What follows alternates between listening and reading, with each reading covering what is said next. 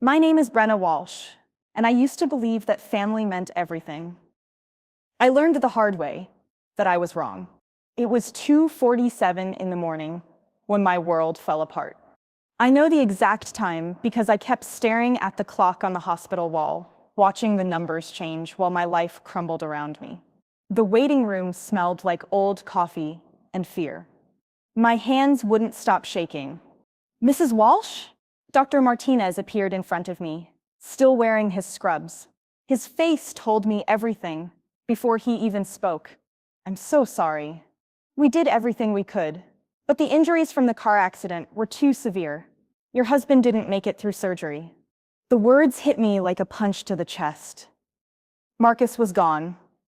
Oh, Marcus, who made me laugh every morning over coffee, who built our 8-year-old daughter Chloe a treehouse last summer, who kissed me goodbye just 12 hours ago when he left for his night shift at the auto shop. "I need to call someone," I whispered. "I need my parents." Dr. Martinez nodded kindly. "Take all the time you need. We have grief counselors available." "No," I said, fumbling for my phone. "I need my mom." My fingers trembled as I dialed the number I'd known by heart since childhood. My parents lived just 20 minutes away in the same town where I grew up. Mom would know what to do. She would come right away and help me figure out how to tell Chloe that Daddy wasn't coming home. The phone rang once, twice, 3 times. "Hello?" Mom's voice sounded annoyed, not worried like it should when someone calls at almost 3 a.m. "Mom, it's me," I said, trying not to cry. "I'm at the hospital and—" "Brenna? Do you know what time it is?" She sounded more irritated than concerned. In the background, I could hear music and laughter. "We're at Felicity's birthday party. The caterer just arrived with the midnight snack station, and I can't talk right now. My sister Felicity was turning 28 today.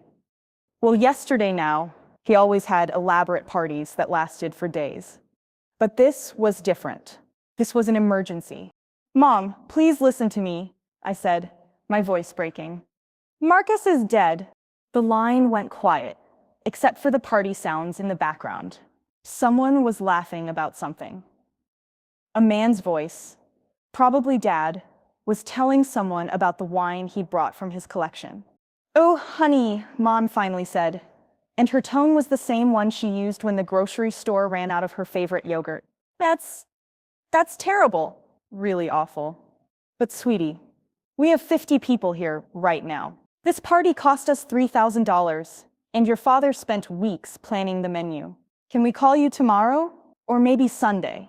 I stared at my phone. Sure, I had misheard. "Mom, did you hear what I said? Marcus is dead. He was in a car accident. I'm alone at the hospital, and I don't know what to do." "I heard you, honey. But there's nothing we can do tonight, is there? He's already, well, you know. And Felicity only turns 28 once. We've been planning this surprise party for months. The chocolate fountain alone cost $200. I could hear my sister's voice in the background, high and happy. "Mom, come see the ice sculpture. It's melting." "I have to go, Brenna," Mom said quickly. "Felicity needs me. We'll call you tomorrow, okay? Try to get some sleep." The line went dead. I sat there in that horrible plastic chair, staring at my phone screen. The numbers still said 2:47 a.m., but now they felt like they were mocking me. My husband was dead, and my parents were worried about a chocolate fountain. A nurse walked by and gave me a gentle smile. "Do you need anything, honey? Someone to call?" I wanted to say yes. I wanted to tell her that I needed my parents to act like parents. I needed my mother to drop everything and rush to my side like mothers in movies do. I needed my father to handle the difficult phone calls and paperwork while I fell apart. Instead, I shook my head. "No, thank you. I'm fine." But I wasn't fine. I was the opposite of fine. I was a 34-year-old widow with an 8-year-old daughter sleeping safely at home with our neighbor, Mrs. Chen, who had no idea that her world was about to change forever. I had to drive home alone and wake up Chloe. I had to look into her sleepy brown eyes, the same color as Marcus's, and tell her that Daddy had been in an accident, that he wouldn't be coming home from work this morning or any morning ever again. The hospital gave me a plastic bag with Marcus's wallet and wedding ring. His ring was scratched from the accident, but mine still sat perfectly on my finger. a symbol of promises that death had just broken. As I walked to my car in the empty parking lot, I kept thinking about what Mom had said. They would call tomorrow. Or maybe Sunday, like Marcus's death was an appointment that could be rescheduled around more important plans. I sat in my car for a long time before starting the engine. The radio came on automatically, the country station Marcus always listened to. A song was playing about family being there when you need them most. I turned it off and drove home in silence, trying to figure out how to explain to my daughter that sometimes the people who are supposed to love you most can break your heart in ways you never imagined possible. Little did I know this was just the beginning. The next 3 days passed like a nightmare I couldn't wake up from. I told Chloe about her father while we sat on her bed, surrounded by her stuffed animals. She cried until she fell asleep in my arms, and I held her all night, both of us shaking. When she woke up the next morning, the first thing she asked was, "When are Grandma and Grandpa coming to see us?" I didn't know what to tell her. My phone sat silent on the kitchen counter. No calls, no texts, nothing. By Tuesday morning, I realized they weren't coming. I was going to plan Marcus's funeral alone. The funeral home felt like the coldest place on earth. Mr. Peterson, the funeral director, was kind but businesslike. He showed me caskets that cost more than Marcus made in 3 months. He talked about flower arrangements and guest books and obituary notices like we were planning a wedding instead of saying goodbye to the love of my life. The basic service package is $4,000, he explained, sliding a paper across his desk. That includes the casket, preparation, and use of our chapel for 2 hours. $4,000. Marcus's life insurance policy would cover most of it, but barely. We had maybe $800 in our checking account. I stared at the numbers, trying to make them work in my head. "Do you have family who might help with costs?" Mr. Peterson asked gently. I thought about my parents at Felicity's party, laughing over their $3,000 celebration. "No," I said, "it's just me." When I got home, Mrs. Chen from next door was in my kitchen making soup. She was 72 years old with kind eyes and gentle hands. She had watched Chloe for me without asking any questions. "You look tired, dear," she said, stirring the pot. "Have you eaten today?" I couldn't remember. Food seemed pointless when everything tasted like cardboard. "Mrs. Chen, I don't know how to do this. I don't know how to plan a funeral or tell people Marcus is gone or figure out how we're going to pay for everything." She set down her spoon and hugged me while I cried. It was the first real comfort I'd felt since that horrible night at the hospital. "One step at a time," she whispered.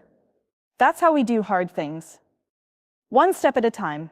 Over the next 2 days, Mrs. Chen helped me call Marcus's work friends and our neighbors. She watched Chloe while I met with the pastor at our small church, where Marcus and I had gotten married 10 years ago. She brought us dinner when I was too exhausted to cook. Everything she did, my parents should have been doing. Every kindness from this sweet neighbor made their absence hurt more. On Wednesday evening, while I was writing Marcus's obituary at our kitchen table, my phone buzzed with a text message. For a moment, my heart jumped. Maybe it was Mom finally calling to check on us. It was a notification from Facebook. Felicity had posted new photos from her birthday weekend. I shouldn't have looked, but I couldn't help myself. There were dozens of pictures. Felicity at a fancy restaurant, blowing out candles on a cake that probably cost more than Marcus's casket. Mom and Dad smiling in the background, wearing clothes I'd never seen before. The next photo showed them at a spa. Mom was getting a massage, while Dad sat in what looked like an expensive resort lobby. The caption read, "Best birthday weekend ever. Thanks, Mom and Dad, for the surprise trip to Napa Valley. 3 days of wine tasting and pampering. I'm so spoiled. Napa Valley." While I was picking out flowers for my husband's funeral, they were in Napa Valley for 3 days. They could afford a weekend trip to California, but couldn't spare one phone call to see how their daughter was doing after her husband died. I scrolled through more photos, expensive dinners, wine tastings, hotel rooms that probably cost $500 a night. In one picture, Dad was holding up a bottle of wine and laughing. The timestamp showed it was taken yesterday, the same day I was at the funeral home, trying to figure out how to pay for Marcus's burial. My hands started shaking again, but this time it wasn't from sadness.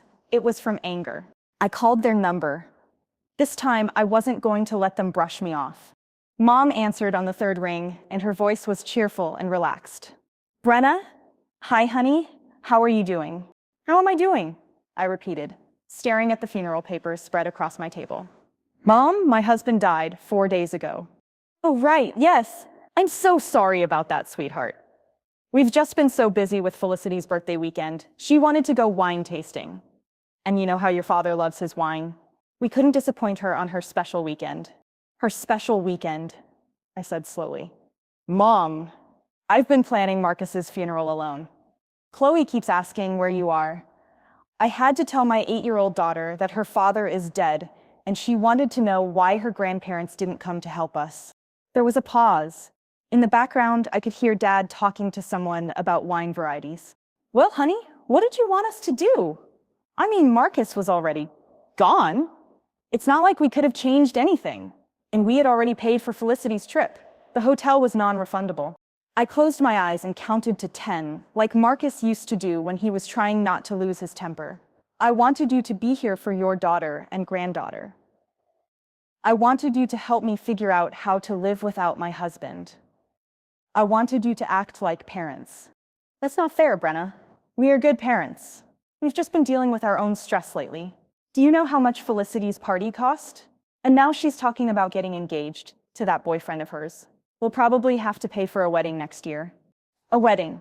They were already worrying about paying for Felicity's future wedding while I was struggling to pay for my husband's funeral. When is the service? Mom asked. And for a moment, I thought she was finally going to show up. Friday at 2 o'clock at Riverside Church where Marcus and I got married. Oh, that's too bad. We're not back from Napa until Friday evening. And honestly, funerals are so depressing. I don't think it would be good for Felicity to be around all that sadness right after her birthday. You understand, don't you? I hung up the phone without saying goodbye. Chloe appeared in the kitchen doorway, holding her favorite stuffed rabbit. Was that Grandma and Grandpa? Are they coming to Daddy's funeral? I looked at my daughter's hopeful face and felt my heart break all over again. No, baby, they can't make it. Why not? I could have told her the truth. I could have explained that her grandparents chose a wine trip over being there for us. Instead, I said, sometimes grown-ups make choices that are hard to understand. Chloe nodded like this made perfect sense to her 8-year-old mind. Will you stay with me at the funeral? I don't want to be alone. I'll never leave you alone, I promised, pulling her into my arms. We'll get through this together. But as I held my daughter, I realized something that scared me more than anything else. We really were alone. My parents had shown me exactly where their priorities lay, and it wasn't with us. The funeral was in 2 days, and I still had no idea how we were going to rebuild our lives after we said goodbye to Marcus. All I knew was that we'd have to do it without the family I thought would always be there for us. I was wrong about a lot of things back then, but I was right about one thing. We would get through it together, just me and Chloe against the world. Friday morning came too fast and too slow at the same time. I woke up at 5 o'clock, staring at the ceiling in the bed I had shared with Marcus for 10 years. His pillows still smelled like his shampoo. His coffee mug was still in the sink from Monday morning, the last day of his life.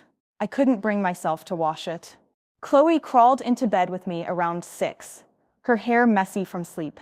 Is today the day we say goodbye to Daddy? She asked quietly. Yes, baby. But remember what we talked about. Daddy will always be in our hearts, even after we say goodbye. She nodded seriously. I picked out my blue dress, the one Daddy said made me look like a princess. My throat tightened. He would love that. I had only one black dress, a simple one I bought for Marcus's company Christmas party 2 years ago. It felt wrong wearing something that held happy memories to his funeral, but it was all I had. Mrs. Chen knocked on our door at 10 o'clock. Carrying a casserole dish, and wearing a dark gray dress. I thought you might need help getting ready, she said gently. And I brought food for after the service. You don't have to come to the funeral, I told her. You barely knew Marcus. I know you, she said firmly. And that's enough. Riverside Church looked beautiful in the afternoon sunlight.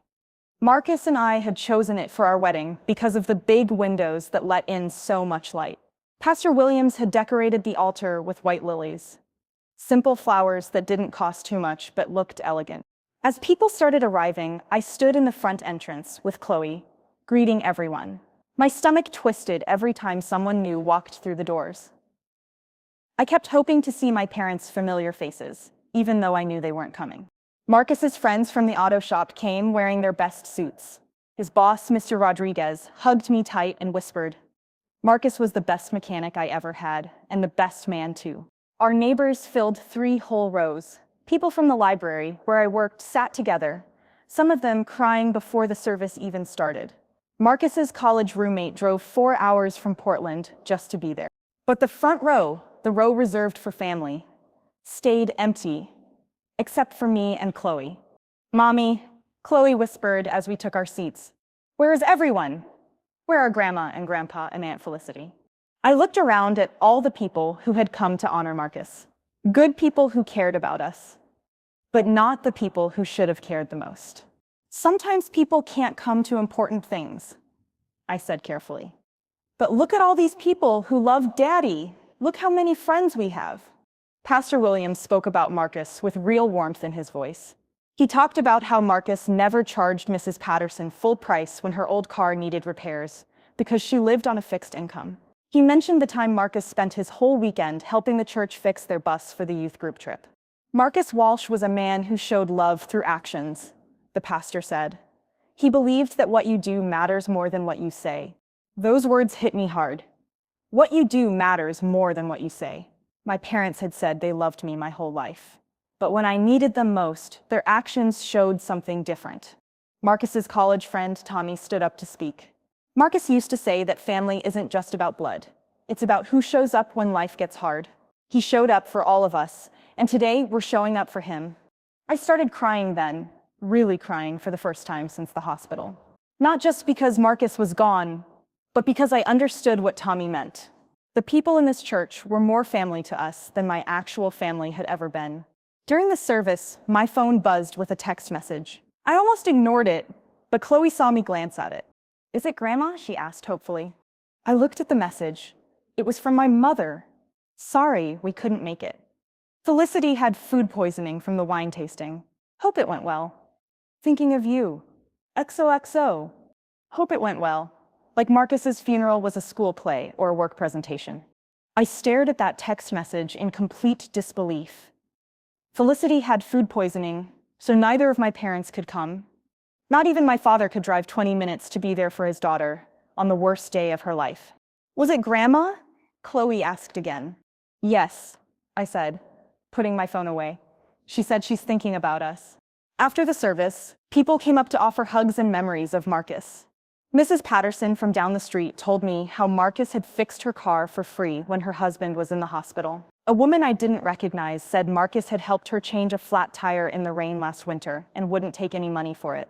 "Your husband was one of the good ones," she said, squeezing my hand.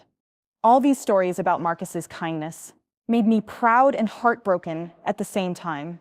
He had been so good to everyone, including my family. He always brought my parents gifts on holidays and remembered their birthdays. He listened patiently when my mother complained about her neighbors or when my father went on long stories about his golf games. And now they couldn't even show up to his funeral.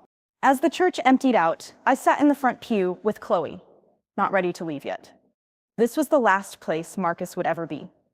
After today, we'd go home to a house that felt too quiet, to a life that felt too empty. "Mommy," Chloe said, leaning against my arm, "I'm sad that Grandma and Grandpa aren't here, but I'm glad all of Daddy's friends came." "Me too, baby. Do you think Daddy knows they're here?" I looked around at the flowers people had sent, the cards they had signed, the tears they had cried for a man who meant something to them. I think he knows, and I think he's proud of all the people who loved him enough to be here today. We finally walked outside into the late afternoon sunshine. People were loading the flowers into cars to take to the cemetery. Mrs. Chen appeared at my side with her casserole dish.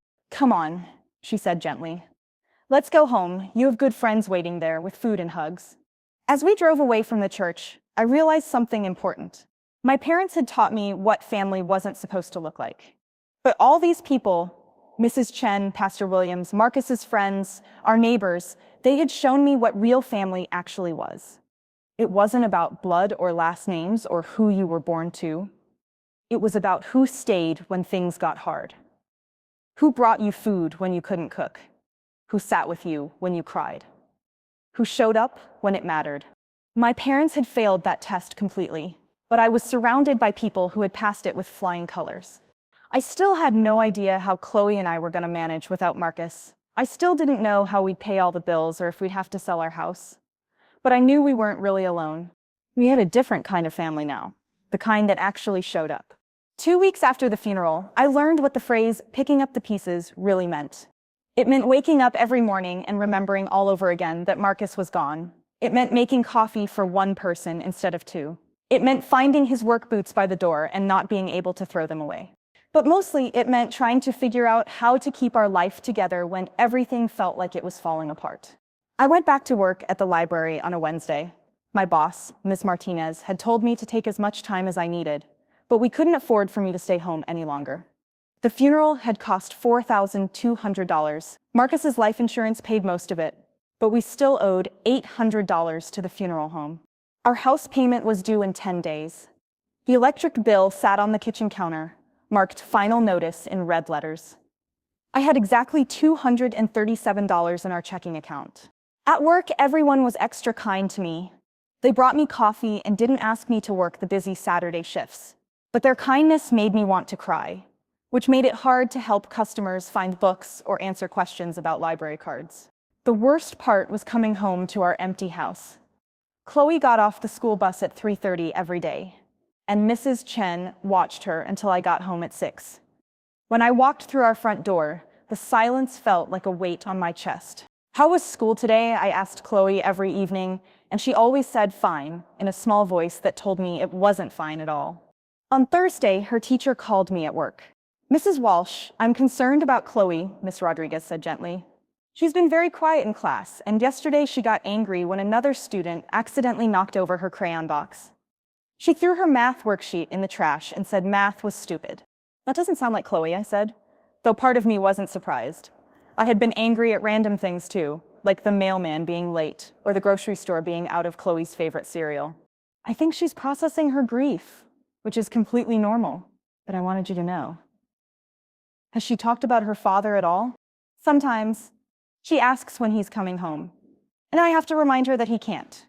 She keeps waiting for my parents to visit, which I stopped myself. Miss Rodriguez didn't need to hear about my family problems.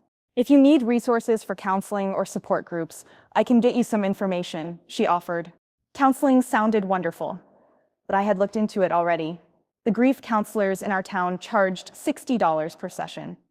We couldn't afford groceries some weeks. We definitely couldn't afford therapy. That night, while Chloe was doing homework at the kitchen table, I spread out all our bills in front of me. House payment, $950.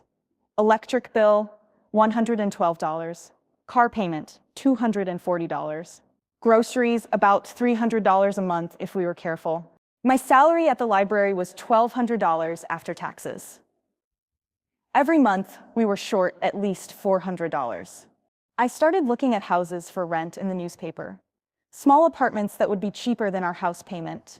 Places where Chloe and I could start over, even if it meant giving up the home where she had lived her whole life. "Mom," Chloe said, looking up from her math homework, "why are you looking at those papers with the sad face?" "Just paying bills, baby. Nothing for you to worry about." "Are we poor now that Daddy's gone?" The question hit me like a punch. I wanted to tell her no, that everything would be fine, that we'd never have to worry about money. But I had learned that lying to Chloe didn't protect her. She was smart enough to see that things were different now. "We don't have as much money as before," I said carefully, "but we have enough for the important things. We have our house and food, and each other. For now," I thought, but didn't say. Chloe nodded and went back to her homework. But I saw her glance at the bills spread across the table. Friday evening, my phone rang while I was making dinner. I didn't recognize the number, but answered anyway. "Brenna, this is your father." My heart jumped. Dad never called. Mom handled all the family phone calls. "Hi, Dad," I said, stirring the spaghetti sauce with shaking hands. Maybe they had finally realized what they had done. Maybe they were calling to apologize. "How are you holding up?" he asked, and his voice sounded genuinely concerned for the first time in weeks. "It's hard," I admitted. "Really hard. Chloe's struggling in school, and the bills are I stopped myself. I didn't want to sound like I was asking for money, even though I desperately needed help. That's actually why I'm calling, Dad said. Your mother and I have been talking, and we realized we haven't been there for you the way we should have been. Relief flooded through me. They understood. They were going to help. We want to make it up to you, he continued. Maybe we could take Chloe for a weekend soon? Give you some time to rest and figure things out? That would be wonderful, I said, meaning it. Chloe needed her grandparents, and I needed time to look for a second job or figure out how to make our money stretch further. Great. We'll call you next week to set something up. Oh, and Brenna? We're sorry we weren't there for the funeral. Felicity was really sick, and we just couldn't leave her. After I hung up, I felt hopeful for the first time in weeks. Maybe my parents weren't as selfish as I had thought. Maybe they just didn't know how to handle grief and had needed time to process what happened. I made Chloe's favorite dinner, spaghetti with extra cheese, and told her that Grandma and Grandpa wanted to spend time with her soon. Really? She asked, her face lighting up. Will they take me to the park like they used to? I'm sure they will. That weekend, I spent Saturday morning looking through our closets for things to sell. Marcus's tools were worth something, though it broke my heart to think about getting rid of them. His golf clubs could probably bring $50 or $60. Maybe I could sell some of my books, too. As I was going through Marcus's dresser, I found something tucked behind his socks, a small notebook with phone numbers and addresses written in his careful handwriting. Most of them I recognized: his work friends, his cousin in Texas, our mechanic. But one name caught my attention: Edwin Walsh, Dad. I had never heard Marcus mention his father. He always said his parents died when he was young, and he grew up with his aunt. But here was a phone number with Dad written next to it. The number had a local area code. Marcus's father had been living here, in our own town, and I never knew about it. I stared at that phone number for a long time, wondering why Marcus had never told me about his father. We told each other everything. At least, I thought we did. There was so much I was learning about my husband after he died, like how he had been secretly helping pay for things I never knew about. The auto shop owner had mentioned that Marcus sometimes didn't charge customers who couldn't afford repairs. Patterson had said he fixed her car for free multiple times. Who was Edwin Walsh, and why had Marcus kept him a secret? I put the notebook back in the drawer. I had enough mysteries to solve just trying to keep our life together. But something about that phone number bothered me. Marcus had kept secrets, and I was starting to wonder what else I didn't know about the man I had been married to for 10 years. Sunday evening, as I was tucking Chloe into bed, she asked the question I had been dreading. Mom, are we going to have to move? I sat on the edge of her bed, smoothing her hair. Why do you ask that? I heard you crying in your room last night, and you keep looking at those house papers. And Jenny at school said when her dad lost his job, they had to move to a smaller house.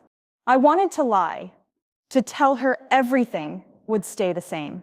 But Chloe deserved honesty. I don't know yet, baby. We might have to find a smaller place to live.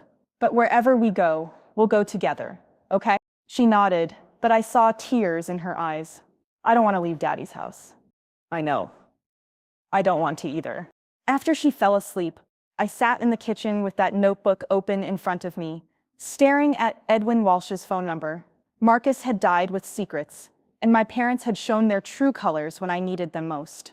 But maybe, just maybe, there were people in Marcus's life who could help us now. People I didn't even know existed. I picked up the phone, then put it down. Then picked it up again. What could it hurt to call? I never did call Edwin Walsh's number. Every time I picked up the phone, I chickened out. What would I say? Hi, you don't know me, but I'm your dead son's wife. What if Marcus had kept his father's secret for a good reason? What if this Edwin person was dangerous or mean or didn't want anything to do with us? So the notebook stayed in Marcus's drawer, and I kept trying to solve our money problems on my own. 6 weeks after Marcus died, I was packing boxes in our living room. I had finally accepted that we couldn't afford to keep the house. Mrs. Patterson had given me the name of a real estate agent who specialized in quick sales. We'd probably lose money, but at least we wouldn't get kicked out. I had found a small 2-bedroom apartment across town. It was in an older building with thin walls and no yard for Chloe to play in. But the rent was only $600 a month. We could manage that, barely. Chloe was at school, and I was wrapping our wedding photos in newspaper when someone knocked on the front door. Through the window, I could see an older man in a dark suit standing on our porch. He carried a leather briefcase and looked official, like a salesman or maybe someone from the bank. Great. Probably another bill collector. I opened the door but kept the chain lock on. Can I help you? Mrs. Walsh? Mrs. Brenna Walsh? His voice was kind but serious. He looked to be in his 70s, with gray hair and gentle blue eyes behind wire-rimmed glasses. Yes, my name is Theodore Crane. I'm a lawyer here in town. I was a friend of your late husband's father, Edwin Walsh. I wonder if I might come in and speak with you about something very important. My heart started beating faster. Edwin Walsh. The mystery phone number in Marcus's notebook. I unhooked the chain and let him in, gesturing toward our couch. Half our furniture was already wrapped in sheets, waiting to be moved. I'm sorry for the mess, I said. We're preparing to move. Mr. Crane looked around at the boxes and wrapped furniture with a sad expression. Mrs. Walsh, I think you should sit down. What I have to tell you might change some of your plans. I sat on the edge of the coffee table, facing him. Did you know Marcus? Because he never mentioned his father to me. I thought both his parents died when he was young. That's a complicated story, Mr. Crane said gently. Edwin was my client for many years, and he talked about Marcus often. I think Marcus believed his father didn't want a relationship with him, but that wasn't true at all.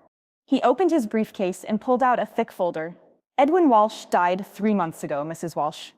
About 3 weeks before your husband's accident.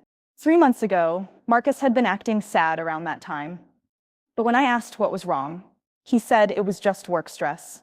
Had he known his father died and not told me? I don't understand, I said. Why are you telling me this now? Because Edwin left a will. And in that will, he left everything to Marcus, with very specific instructions about what should happen if anything ever happened to his son. Mr. Crane pulled out a legal document and handed it to me. The words swam in front of my eyes. I saw Marcus's name and mine, but the legal language was too confusing to understand. I'm sorry, but I don't know what this means, I said. It means, Mrs. Walsh, that Edwin left his entire estate to Marcus. And since Marcus has passed away, according to the will, everything now goes to you and your daughter Chloe. The room felt like it was spinning. Everything? What everything? Marcus's father was a janitor or something, right? Marcus always said his family didn't have any money. Mr. Crane smiled sadly. Edwin was indeed a janitor. He worked at the courthouse for 47 years. But he was also one of the most careful savers I've ever known. He lived in the same small apartment for 30 years, drove the same car for 15 years, and put every extra penny into investments. He pulled out another paper and showed me numbers that made my eyes go wide. Your father-in-law's estate is worth approximately $450,000. I stared at him. That's impossible. I assure you, it's very real. Edwin started investing $20 a month when he was 25 years old. He never stopped. He bought stocks in companies he understood, like the phone company and the electric company. He never sold anything, just kept buying more shares every month for 50 years. $450,000. More money than I had ever imagined having. Enough to keep our house, pay for Chloe's college, maybe even quit my second job I'd been looking for. But why didn't Marcus know? Why didn't his father tell him? Mr. Crane's expression grew sadder. Edwin made some mistakes when Marcus was young. After Marcus's mother died, Edwin started drinking. He wasn't a good father for several years. And when Marcus turned 18, he left and never looked back. Edwin got sober, eventually. But by then, Marcus wouldn't take his phone calls. So Edwin just watched from far away? He did more than watch. He knew where Marcus worked. He knew when Marcus got married and when Chloe was born. He had me check up on your family regularly, though you never knew it. Edwin was very proud of the man Marcus became and the family he built. I thought about all the times Marcus had seemed sad on certain dates, times when I couldn't figure out what was bothering him. Had he been thinking about his father? Edwin wanted to reach out, especially after he got sick last year, Mr. Crane continued. But he was afraid Marcus would hang up on him, so he decided to do something else instead. He handed me another document. He wrote this letter to be given to Marcus after Edwin died. But then Marcus passed away before I could deliver it. The letter was in shaky handwriting, and it started, "Dear son, if you're reading this, then I'm gone. And I hope you can forgive a foolish old man for waiting too long to say I'm sorry." I couldn't read the rest through my tears. "There's something else," Mr. Crane said gently. Edwin was very specific about one thing in his will. He was worried about what might happen if people found out about the inheritance who didn't truly care about Marcus's family. "What do you mean?" "He'd heard about your parents, Mrs. Walsh. Marcus mentioned them in some conversations they had before the drinking got bad, when Marcus was still a boy. Edwin was concerned that if word got out about the money, certain people might suddenly show interest in your family for the wrong reasons." My stomach dropped. My parents don't know about this, do they? Not from me, but news travels fast in small towns, especially news about money. Edwin built in some protections to his will. Ways to make sure the inheritance goes to people who care about you and Chloe for the right reasons. Before I could ask what he meant, there was another knock at the door. Through the window, I could see a familiar car in the driveway. My parents' car. "Oh no," I whispered. Mr. Crane followed my gaze and nodded grimly. "It appears word has already gotten out. Mrs. Walsh, before you answer that door, there's something very important you need to know about your father-in-law's final wishes." The knocking got louder. My mother's voice called through the door. "Brenna, are you home? We heard some interesting news and wanted to talk to you." I looked at Mr. Crane, then at Edwin's letter in my hands, then at the door where my parents waited. For 6 weeks, they hadn't bothered to check on us. Now somehow, they had heard about money and suddenly wanted to talk. "What did Edwin want me to know?" I asked quietly. Mr. Crane opened his briefcase again, and his eyes were sharp despite his kind expression. "He wanted to test people, Mrs. Walsh, to see who would show up for love and who would show up for money, and he gave you the tools to tell the difference." The knocking continued, and I heard my father's voice now too. "Brenna, we know you're in there. This is important." For the first time in 6 weeks, I wasn't afraid of the future. I was angry, and I was about to find out exactly what kind of people my parents really were. I took a deep breath and opened the door. My parents stood on my porch, looking like they were dressed for church. Mom wore her best blue dress and her pearl earrings. Dad had on his expensive golf shirt and his shiny black shoes. They both had big fake smiles that didn't reach their eyes. "Brenna, sweetheart." Mom pushed past me into the house like she owned the place. "You look so thin. Have you been eating enough?" It was the first time in 6 weeks that she had asked about my health. Dad followed her in, looking around at all the packed boxes. "Moving? Are we? That's probably smart. This place is pretty big for just you and Chloe." They both stopped when they saw Mr. Crane sitting on our couch with his briefcase and legal papers spread out on the coffee table. "Oh," Mom said, her smile faltering. "I didn't know you had company." "Mom, Dad, this is Mr. Crane," I said carefully. "He's a lawyer. He was just telling me about some things I didn't know about Marcus's family." Mr. Crane stood up and shook their hands politely. "Mr. and Mrs. Hartwell, I presume? I've heard a lot about you." I caught the way he said that, like what he'd heard wasn't very good. Dad's eyes went straight to the legal papers on the table. "Lawyer, huh? Nothing serious, I hope? No problems with debts or anything like that?" "Actually," Mom said, settling herself into our armchair like she planned to stay, "we came over because we heard some interesting news through the family grapevine." "What kind of news?" I asked, even though I knew exactly what they meant.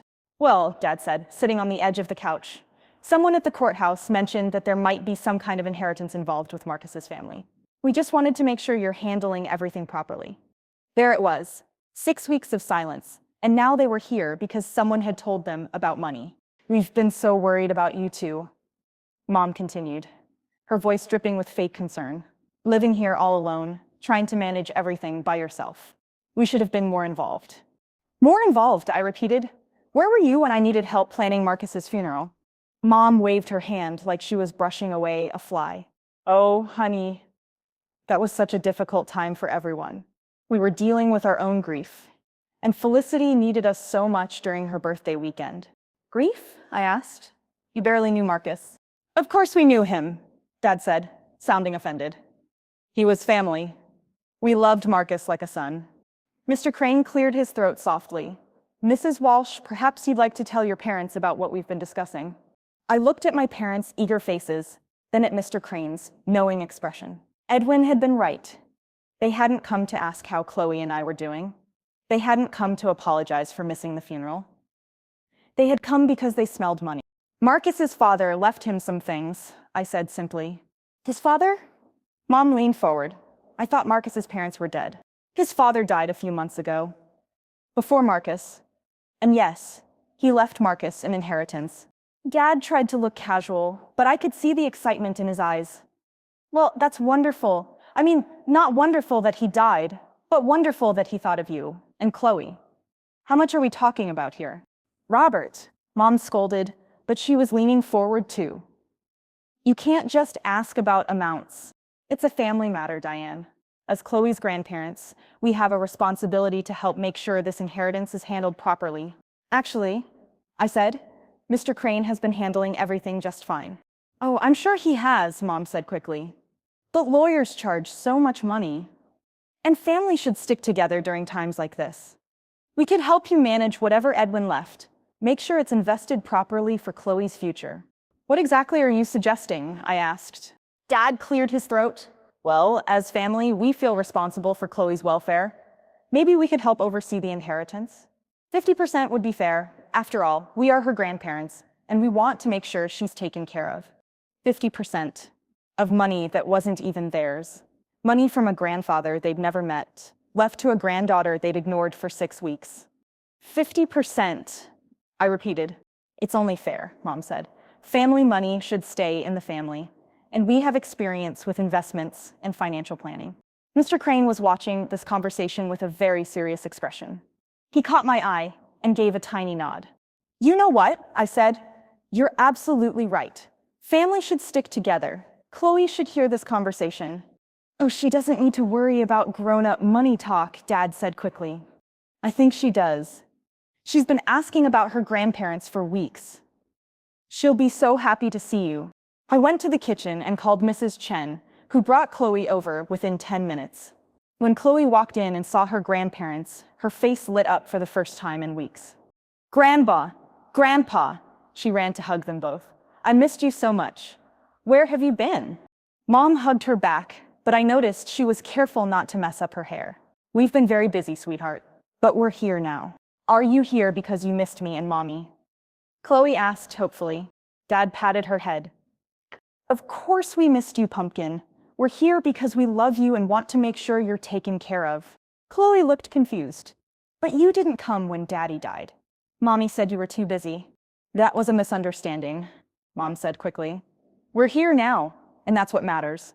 I watched my daughter's face as she tried to make sense of her grandparents' sudden appearance. She was smart enough to know something wasn't right.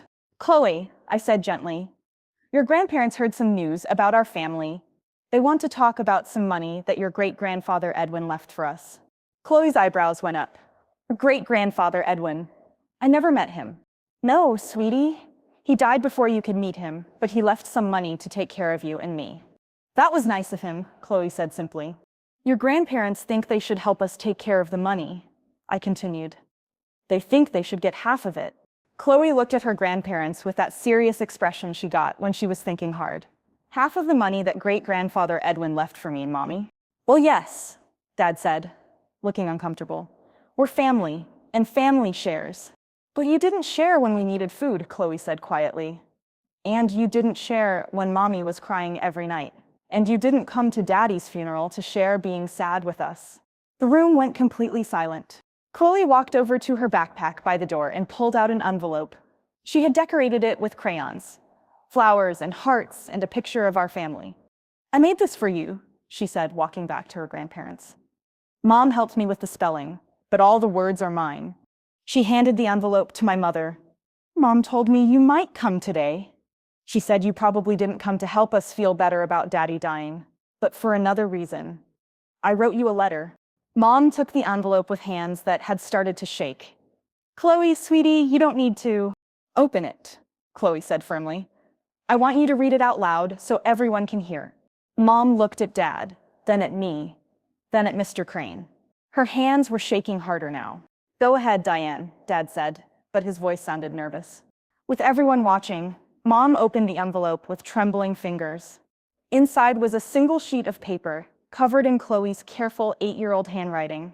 Mom started to read silently, but Chloe stopped her. "Out loud, Grandma? Please." Mom's voice was barely a whisper as she began to read. "Dear Grandma and Grandpa," Mom read, her voice getting smaller with each word. "When Daddy died, I needed you. I was scared and sad, and I didn't understand why he couldn't come home. Mom needed you too. She cried every night when she thought I was sleeping." Dad shifted uncomfortably in his chair. Mom's hands were shaking so hard the paper rustled. "You didn't come to the funeral. You didn't call to see if we were okay. You didn't bring us food or help Mom with all the hard stuff she had to do alone." Mom stopped reading and looked at me with tears in her eyes. "Brenna, keep reading, Grandma," Chloe said firmly. "I want everyone to hear my whole letter." Mom took a shaky breath and continued. "But now you're here because someone told you about money." Mom said, "That's why you came, right? To ask for money that great-grandpa Edwin left for me and Mom?" The room was so quiet I could hear the clock ticking on the wall. "I think you should know that Mom almost had to sell our house. We ate sandwiches for dinner lots of nights because money was scary after Daddy died.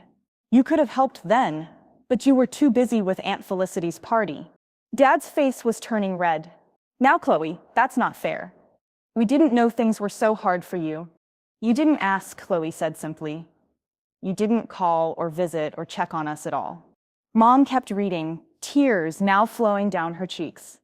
"Great-grandpa Edwin never even met me, but he cared more about making sure I was okay than you did.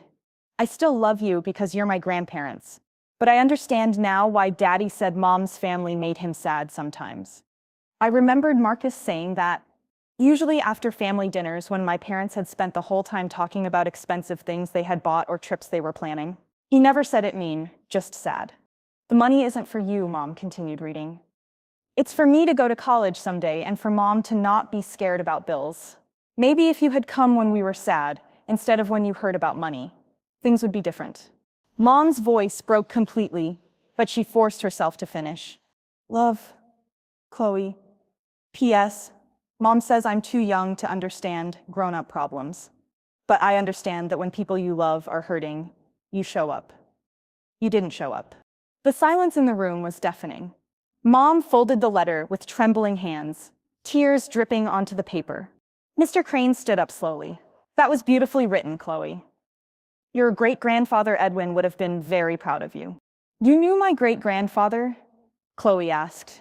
"I did, and he was worried about exactly this situation.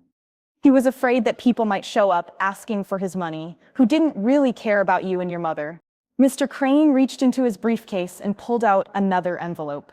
Edwin left specific instructions for this situation. He wrote this letter for anyone who proved they cared more about inheritance than family. He handed the envelope to Dad. "Edwin Walsh wanted you to have this." Dad opened it with shaking hands. Inside was a single dollar bill and a note. Dad read it silently, his face turning pale. "What does it say?" Mom whispered. Dad's voice was hollow. "It says, 'This is what you deserve from my family. Not because of who you are, but because of who you chose to be when it mattered most.'" Mr. Crane nodded sadly. Edwin was very specific about his wishes. He said that anyone who asked for money before asking about the well-being of his family proved their true nature. Anyone who showed up for inheritance but not for grief revealed their real priorities. "But we do care about Brenna and Chloe," Mom said desperately. "We made mistakes, but we love them." "Do you?" I asked quietly. "Because for 6 weeks you didn't call once to see how we were doing. You didn't offer to help with bills or babysitting, or even just to listen when I needed to talk. But 3 days after word got out about money, here you are." "We didn't know things were so bad," Dad said weakly. "You didn't want to know," I said. And I felt a strength in my voice I hadn't felt in months. "You were too busy with Felicity's party and your wine trips to care about your daughter's grief or your granddaughter's tears. Chloe walked over and stood next to me, slipping her small hand into mine. It's okay, Mom. We know who our real family is. She was right. Mrs. Chen, who brought us soup when we couldn't cook. Pastor Williams, who checked on us every week. Marcus's friends from work, who still called to see if we needed anything. The neighbors who shoveled our driveway when it snowed. That was our real family. Mr. Crane gathered his papers. Mrs. Walsh, I'll need you to sign some documents to finalize the inheritance transfer. But first, I think your parents have something they need to think about.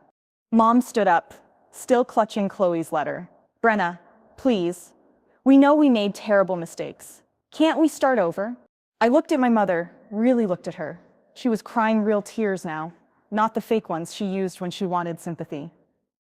For the first time, I think she understood what she had lost. You could have started over any time in the past 6 weeks, I said. You could have called to say you were sorry. You could have offered to help. You could have taken Chloe to the park or brought us dinner, or just sat with us while we grieved. But you didn't, Chloe added, her voice clear and strong. You only came when you heard about money. Dad stood up too, looking older than I had ever seen him. What can we do to fix this? I thought about that question. What could they do? Could they take back 6 weeks of silence? Could they undo the choice to prioritize a birthday party over their daughter's worst day? Could they erase the fact that they had shown up asking for money before asking how we were? I don't know if you can fix this, I said honestly, but you can start by understanding why your 8-year-old granddaughter sees your character more clearly than you do. Mr. Crane closed his briefcase. I'll call you next week, Mrs. Walsh, to finish the paperwork. Edwin's inheritance will be transferred to you and Chloe within the month. As he headed toward the door, he turned back to my parents. Edwin Walsh worked as a janitor for 47 years. He lived in a 1-bedroom apartment and drove a 15-year-old car, but he saved and invested every extra penny because he wanted to take care of his family, even family he had never met. He looked directly at my father. He cared more about the granddaughter he never knew than you cared about the granddaughter you've known for 8 years. I hope you think about that. After Mr. Crane left, my parents stood in my living room looking lost and ashamed. The fake smiles were gone. The excited greed was gone. All that was left was the truth of what they had done. We should go, Dad said finally. Mom walked over to Chloe and knelt down to her level. Chloe, honey, I'm so sorry. You're right about everything in your letter. We should have been here. Chloe looked at her grandmother with those wise 8-year-old eyes. I know you're sorry now, Grandma. But sorry doesn't fix missing Daddy's funeral. Sorry doesn't fix leaving Mom alone when she needed help. Sorry doesn't fix asking for money before asking if we were okay. Mom nodded, tears streaming down her face. You're right. You're absolutely right. As they walked to their car, I felt something I hadn't expected. Not happiness or relief or even satisfaction, just sadness. Sadness that it had taken money to show me who my parents really were. Sadness that my daughter had to learn about adult selfishness so young. Sadness that Edwin Walsh had died, knowing his son might never forgive him, but still caring enough to take care of us anyway. But there was something else too. For the first time in 6 weeks, I felt secure. Not just because of the money, but because I finally knew the truth about the people in my life. I knew who would show up when things got hard, and I knew who wouldn't. Chloe and I stood in our doorway, watching my parents drive away. We had a house we could keep now. We had money for college and groceries and all the bills that had been keeping me awake at night. But most importantly, we had each other, and we had learned the difference between people who love you and people who love what you have. Are you sad, Mom?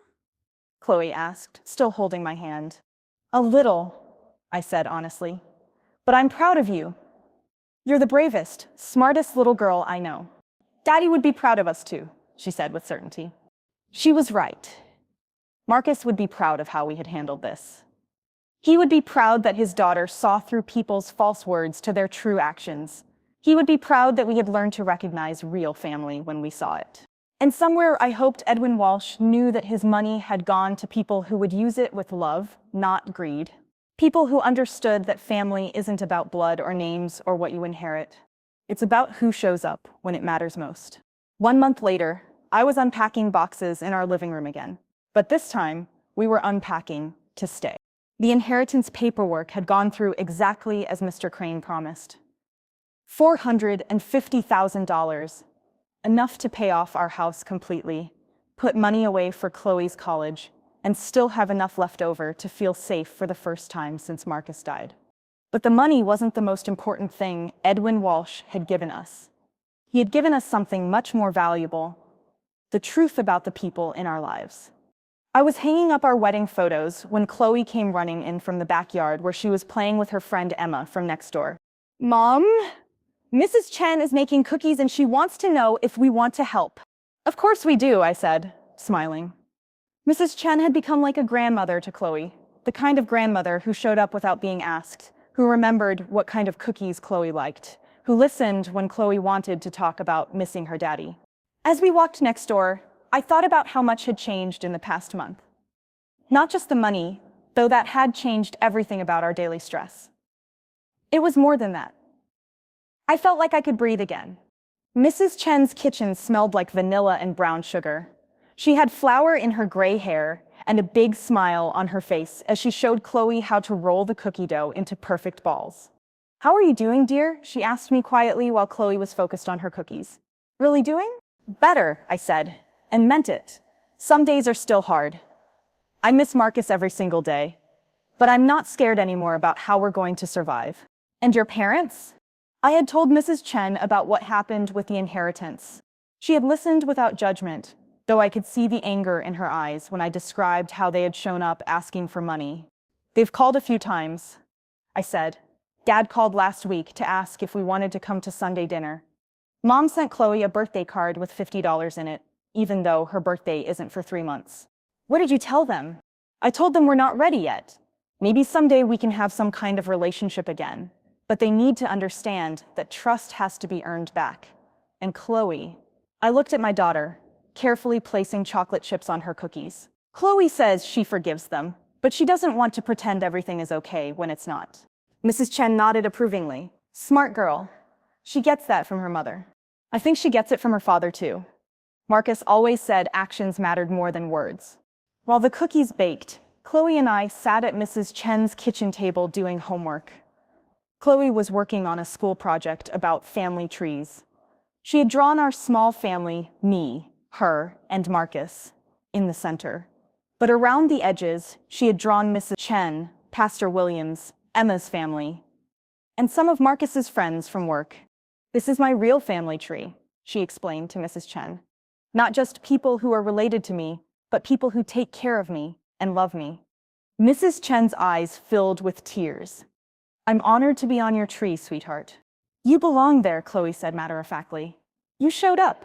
That evening, after we got home, with a plate of warm cookies, I was tucking Chloe into bed when she asked a question that surprised me.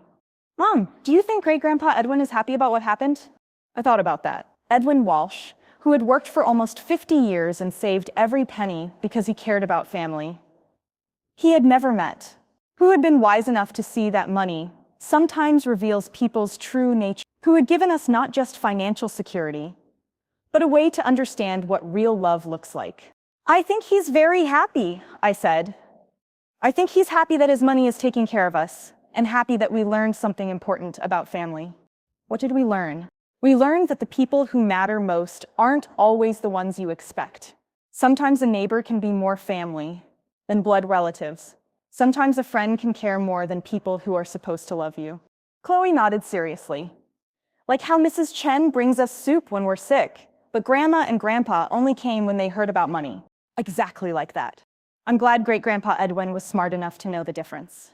After Chloe fell asleep, I sat in my kitchen with a cup of tea and Edwin's letter that Mr. Crane had given me to keep. I read it again, as I had many times over the past month.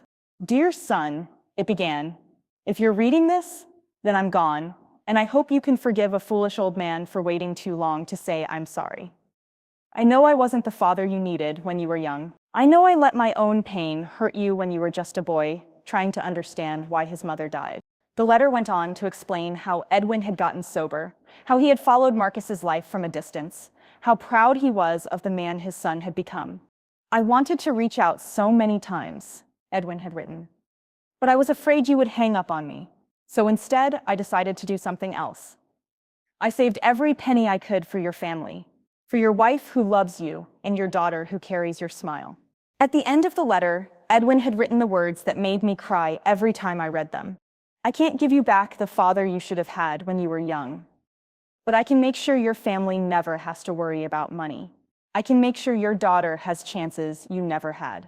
And maybe, if there's any justice in this world, you'll understand that love sometimes means staying away when your presence would hurt, and showing up in the ways that actually help. Marcus never got to read that letter. He died never knowing that his father had spent 50 years trying to make up for his mistakes. But maybe that was okay. Maybe Edwin's love was meant for us, for Chloe and me, to help us understand that sometimes the people who love you most are the ones who see what you need, even when you don't know it yourself. 3 months after the inheritance, my parents started trying harder to rebuild our relationship. They asked to take Chloe to the park, just like she had wanted them to do after Marcus died. They offered to help with babysitting. They even apologized, really apologized, for missing the funeral and not being there when we needed them. But Chloe was cautious. She was polite to her grandparents, but she didn't trust them the way she had before. She had learned that people's actions matter more than their words, and it would take a lot of good actions to make up for the bad ones. Maybe they'll prove they really changed, she told me one day. But I'm going to wait and see what they do, not just listen to what they say. 8 years old, and she understood human nature better than most adults. As I write this story now, 2 years later, I can say that some people in our lives did prove they could change. My parents learned to show up without being asked. They learned to help without expecting praise. They learned that trust is something you earn with time and consistency, not something you get just because you're related to someone. But the most important thing we learned didn't come from my parents changing. It came from understanding that family is a choice you make every day. It's Mrs. Chen bringing us soup when we're sick. It's Pastor Williams checking on us every week. It's Marcus's work friends still calling to see how we're doing. Edwin Walsh gave us more than money. He gave us a test that showed us who really cared about us and who didn't. He gave us the security to be choosy about who we let into our lives. Most importantly, he gave us proof that love doesn't always look the way you expect it to. Sometimes love looks like a grandfather you never met, saving every penny for 50 years just to make sure you'd be okay. Sometimes it looks like an 8-year-old girl brave enough to tell adults the truth about their behavior. Sometimes it looks like neighbors who become family and family, who have to earn the right to be called family again. Chloe still has Edwin's dollar bill and note in her room, pinned to her bulletin board next to pictures of her dad and her real family tree drawing.